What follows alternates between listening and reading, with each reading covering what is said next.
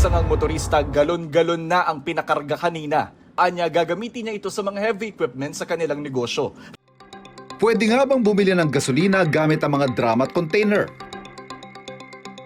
Batay sa guidelines na inilabas ng Department of Energy, pinapayagan ang pagkakarga ng gasolina sa mga drum at container, pero para lamang ito sa lehitimong operasyon ng fishing vessels at mga sasakyang pandagat, generator sets sa mga ospital, opisina ng gobyerno at telecommunications offices, at mga makinaryang pang-agrikultura.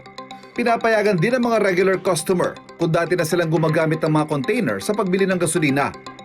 Halimbawa, ang regular na pagbili ng isang drum o 100 litro ng diesel, pwedeng payagan.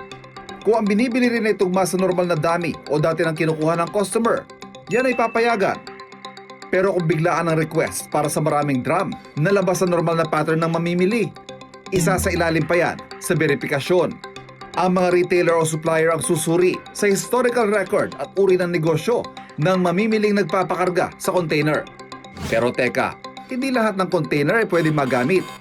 Batay sa circular ng Department of Energy, pinapayagan lang ang mga container na tugma sa international standards ng American Society for Testing and Materials.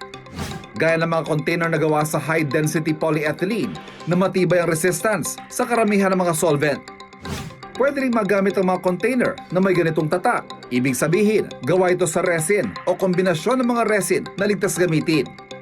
Big no-no ang mga bote ng soft drinks, lalo na mga galong plastic, dahil pwedeng masira ng gasolina ang mga material nito. At baka ito pa ang magimit siya ng peligro. Muling paalala ng DOE, maging responsable sa pagkonsumo, hindi lang para sa ating kaligtasan, kundi para matiyak na sapat ang supply ng produktong petrolyo ng ating bansa.